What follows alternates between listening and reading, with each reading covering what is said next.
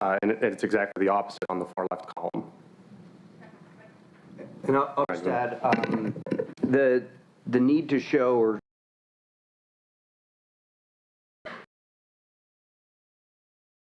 requirement. It's not that we think it's going to go up or down. It's a need to report the difference there.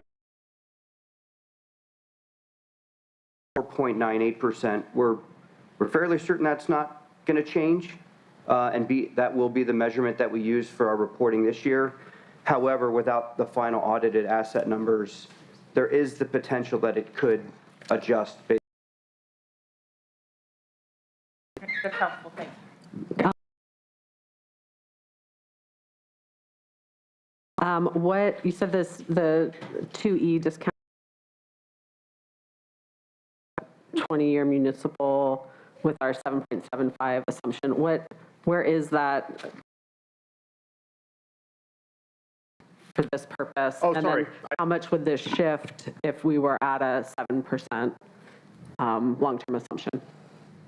And if there are follow-ups later. Change the insolvency date by a year. I don't think it would have a huge impact on the actual combined rate used. Okay. But the 20-year municipal bond rate as of the end of 2024 is 4.28%. Okay. And it was 4.00 as of 12/31/2023. So that rate went up 28 basis points this year. Okay. I actually have a follow-up on that. So I know it's been talked, and I'll just ask the question now, on stress test. There are Like things that various scenarios, sorry, Yeah. I'm just No. looking at like various scenarios, or 7.5, 6.8, whatever number years or 3 years I've been here, we haven't really done something like that. We've done it in the past, but just a thought that, should we be doing that? I mean, I think we should be. States that are now doing this, I think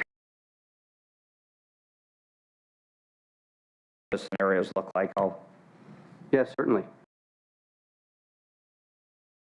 Mostly, but we have illustrated for the board in the past what projections look like in different scenarios, whether that be with lower investment returns. That's not necessarily a direct stress test, but we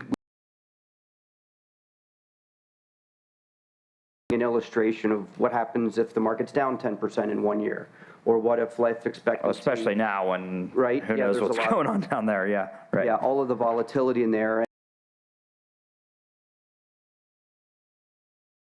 and hopefully in advance of hitting that iceberg, what kind of steering you might need to do early. And we'd be more than happy to show those on.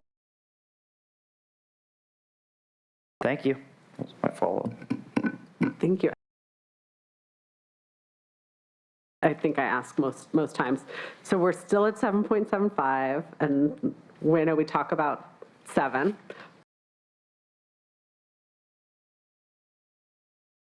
Be for, I guess now we're in the 2025 evaluation. Like, when will that conversation be where we set the long-term interest rate? We're happy to have that conversation at any board meeting. The 2025 valuation until the fall. We're still in the process. So it just takes some time. That'll probably be for our fall presentation. That's my hope, at least. So anytime before then, we can set it. And we're happy to, even prior to any decision being made, continue to bring illustrations for the board on what it looks like. I think we have that. So Todd looks itching to talk. Yeah, so I think at one point we had discussed maybe just saving that discount rate, or the long-term rate of return discussion, until we had also discussed doing a more comprehensive assumption review this year. Once we get all the census data worked out, likely in the summer. So we can talk about the long-term rate of return anytime, but we can also just wrap it into the overall assumption review later in the year. Okay, so do we imagine that could be potentially like an August, or, am I getting my quarters right, August or September meeting? Yeah, maybe even earlier, depending on. I'm happy to do it as early as you all are. Okay, I'll let you turn the page now. Okay. Page 4 is a bit of a repeat from some of the material we presented in December, but we did add some new detail. We added the 2-line graph, the expected contribution is solvent.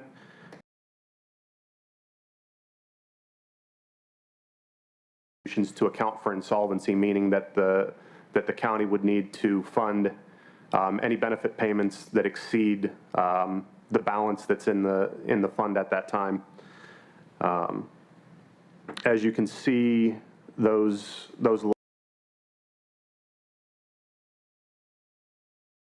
and in 2039, we're projecting that the county would need to keep to pay the benefits basically 40, that number jumps to about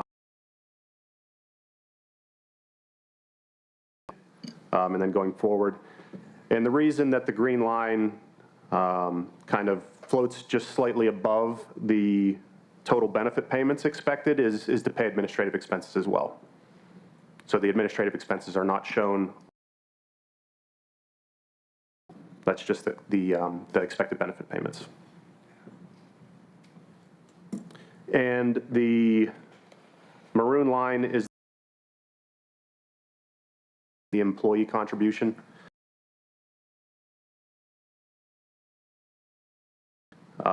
We calculated the county's portion of the combined contribution to be about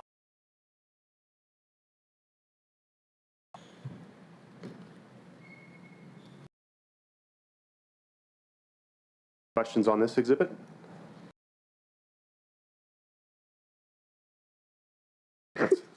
Sure did. Are there any questions? I think it's good. I know we've talked about this cliff at that date. It's good to put a number on what additional the county would have to lay out at that point should the sort of condition.